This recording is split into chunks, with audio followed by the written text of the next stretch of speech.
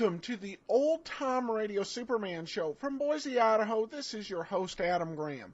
Got any comments? Email me, adam@adamsweb.us.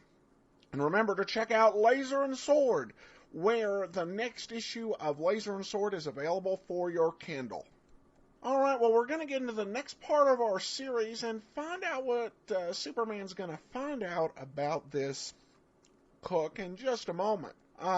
We did get an email from Lori, who asked if I was aware of the 1948. Lori asked if I'd heard of the 1948 Superman serial. I had, and I'd also heard of the 1952 version. Both of those are still under copyright. They were pretty interesting. They ran for 15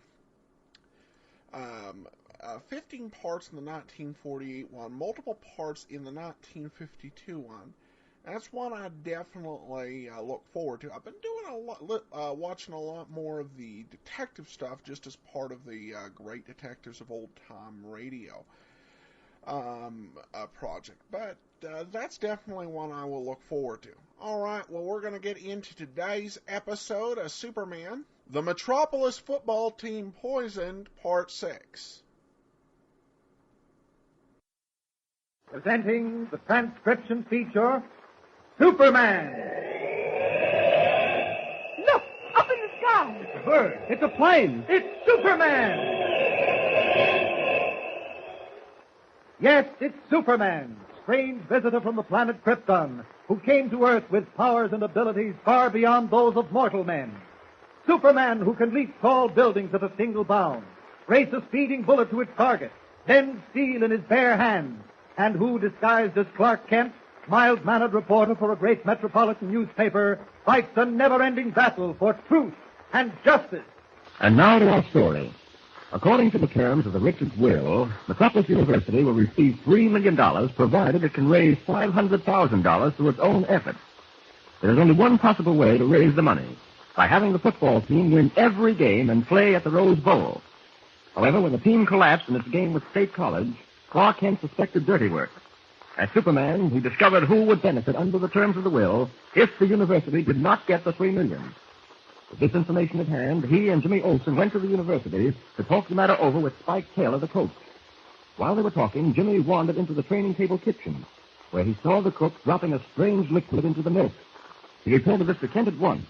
Hurrying into the kitchen, Kent and Taylor found the cook gone. After sending Jimmy home, they retired to Taylor's office, where we find him now. Listen. Well, there's only one thing to do, Coach. Find that cook. What's his name again? Dorr. Sam Dorr. Yes, Dorr. I can't picture him attempting to poison the boys on the team. He just isn't the type. What's Pike got to do with it? Chances are he's using an assumed name. Didn't you tell me the last job he had was cooking on board a ship? Oh, yes. Well, I told you what I learned from Quincy, the lawyer who handled Richard's will. One of the beneficiaries who'll inherit a cool $1 million if the university doesn't get the money is George Kane, the nephew. According to Quincy, the last heard from Kane, he was working on an oil tanker. Kent, you don't think Sam Dorff is George King? I wouldn't be one bit surprised. Oh, but look, we're wasting time. We can't afford to let Dorff get too far away. I called the university employment office to get what information they have about him. The girl said she called back. Uh-huh. Well, that must be the office now. Hello? Yeah? Hey, hold on a minute. Hey, hand me that pencil, Kent. Oh, sure. Here. Thanks. All right, go ahead. 45 Darrell Lane, Sharon Heights. Widower, one child. What was that? Oh, I see. Well, thanks very much. Well, here it is. The address he gave was 45 Darrell Lane, Sharon Heights. That's about 50 miles from Metropolis on the B&R Railroad. Yeah, that boy in the kitchen said Dorff mentioned he had to catch a train. Oh, yes, he did. I'll call the B&R and check. Good idea.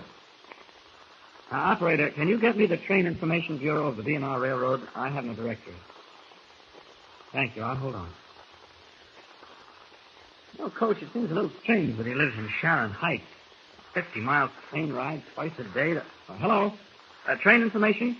Can you give me your evening schedule to Sharon Heights from Metropolis? That's right. Yes. 5:20, 7:10, 11:30. Is that all? No other connections, eh? All right, thank you. Well, he could have made the 7:10 if he rushed. It's 7:30 now. That means the train's left. Well, what if he get to Sharon Heights? We can call and have the police there pick him up. No, I don't think that's the way to handle it. I'll go after him and bring him back. What are you going to do, fly? Why, yes. Well, don't be foolish. There's no plane service to that bird. Well, I didn't intend taking a plane. Now, wait a minute. Take it easy. In one breath, you say you're going to fly, and in the next breath, you say you didn't intend taking a plane. I was just a little confused. What I meant was I have a friend with a private plane. He'll take me. Well, what if Sharon Heights has no landing field? Oh, this friend of mine can land on a dime. Don't you worry. Okay, it's your funeral, not mine. Yeah, where's that medicine bottle we found in the kitchen? No, right here. I'll take it up and have Nelson or Stone analyze it. Good. And I'll call you if I run into trouble. If not, I'll have Dorf back here by 10 o'clock. Good luck. Thanks. Oh, and by the way, I wouldn't mention this to anyone but Professor Nelson and Dr. Stone. I won't. Okay, so long. Leaving the University Athletic Building, Clark Kent cuts across the campus. Once the darkness has hemmed him in, he stops short, strips off his outer clothing, and leaps high into the air as Superman. Like some giant bird, he wheels in furious flight above the Metropolis Railroad station, and then follows two gleaming steel rails into the darkness. Soon his sharp ears pick up the distant wail of a locomotive whistle, and his amazing eyes spot puffs of gray smoke below him. Swooping down, he lands gently on the roof of a swaying coach, drops to the iron platform between the cars, and in a moment has covered the brilliant costume of Superman with the disguising business suit of Clark Kent, reporter. Opening the door, he enters the car like any other passenger.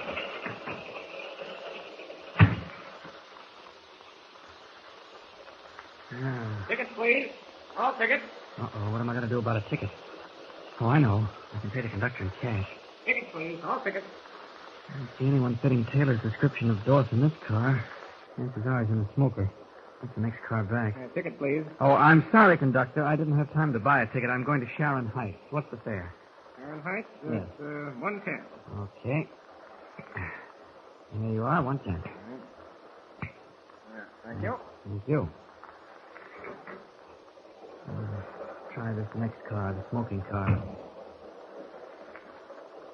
Now, let's see. If he's here, he shouldn't be hard to find. Short, plump, bald-headed. Yes, there's a man who answers the description perfectly. He's sitting alone. I'll join him. Pardon me, is this seat occupied? No. Thank you. This train goes to Sharon Heights, doesn't it? Yes, next stop. Oh, really? Oh, must be an express. Yes, only 2 stops from Metropolis. Oh, fine. Do you live in Sharon Heights? Yes. I've never been there. Is it a small town? Not so small. There is very fine hospital in Sharon Heights. Oh? Children's hospital. Oh, interesting. Very interesting. Oh, yes, fine hospital. You know, I think I've seen you someplace before. Your name is Kane, isn't it? George Kane? No, you have made a mistake. My name is Dorf. Samuel Dorf. That's funny. I was sure you were George Kane. No, always I have been Samuel Dorf. Well, I'm still sure I've seen you someplace. Where could it have been? I don't know, mister. I don't go many places. Do you work in Metropolis? Yes, at the university. Metropolis University? Yes, I cook for football team training table. Oh, that's where I've seen you. I'm a close friend of Spike Taylor, the coach. Oh, yes, Mr. Taylor, fine fellow. You know Professor Nelson in laboratory and Dr. Stone? Oh, why, yes. Oh, both fine fellows. Professor Nelson and Dr. Stone. Well, I got to get off here. I'm getting off, too. Well, that wasn't a very long ride. No, only 1 hour. This is fast train. Some trains take hour and 40 minutes. Uh-huh. Well, here we are. Watch your step now. Right. So this is Sharon Heights, huh? Everything seems closed up. Yes, all except hospital. Good night, mister. Which way are you going? I walk up the hill. Oh, well, I'm going that way, too. I'll keep you company. Fine. Yeah, I don't see a soul around here. No, everybody go to bed early in Sharon Heights. You come out here every night? Oh, no. Just once a week. It costs too much to ride the train every night and in the morning, too. Yes, I should think so. But you won't have to worry about that anymore, Dorf. Well, what do you mean? Hey, why do you hold my arm? This is as far as we go. No, I go to top of hill. No, I'm afraid not. You're coming back to Metropolis with me. You talk crazy, mister. Drop the innocent act, Dorf. It doesn't work any longer. Let go of my arm, please. You heard what I said, didn't you? We're going back to Metropolis. Let go, I said, mister. You make me mad. That won't help you a bit. Are you coming along quietly, or do I have to... Oh, you want to fight? I fight. Oh, so that's how it is, huh? You brought this on yourself, Dorf. Don't forget. I didn't want to have to do that, but it serves the purpose. Now I can get him back to Metropolis the fast way, as Superman. There we are. He's no lightweight, but I think I can make it. Up! Up! And away!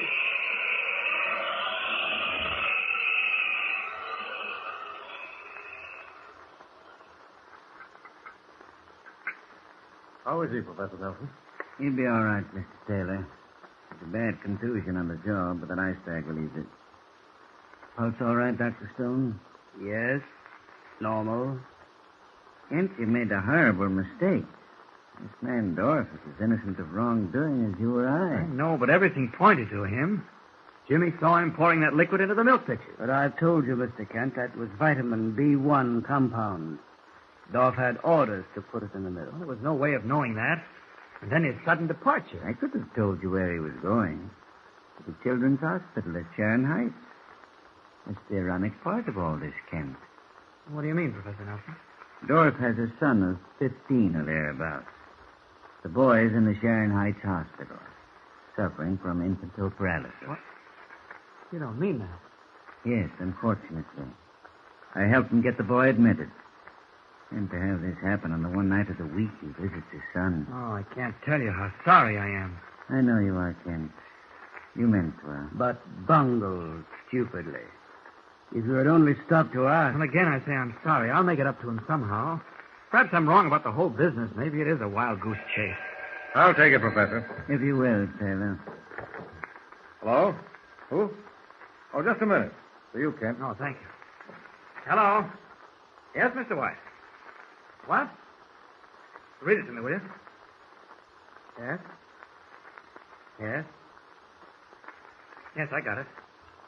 Okay, I'll be at the office in 10 minutes. Well, I take back what I said, gentlemen, about my being wrong. What do you mean, Mr. Kent? Gentlemen, I have just received a message that convinces me we are dealing with a dangerous criminal. Whom did Perry White name to Kent over the phone? Is it another false clue like the Dorf incident, or will it, as Kent says, lead to something interesting? You'll find out in the next episode, so don't forget to tune in and listen with Superman. Don't forget, tune in again for the next thrilling episode with Superman. Look, up in the sky. It's a bird. It's a plane. It's Superman. Superman is a copyrighted feature appearing in Action Comics magazine. Welcome back. Well, when he makes a mistake, it's a super one. In his ruthless effort to stamp out infantile paralysis, he ends up stopping an innocent father whose son has infantile paralysis from seeing his son. This is notable because usually Superman doesn't mess up that bad, but he's done a lot of jumping to conclusions and things that make this kind of believable. So I think it was definitely appropriate and a pretty good twist in the plot. We'll see how he fixes things in future episodes, and he better. It wasn't cool. All right. Well, we will be back next Sunday with another episode of Superman. But from Boise, Idaho, this is your host, Adam Graham. Email me, adam@adamsweb.us, but I'm signing off now.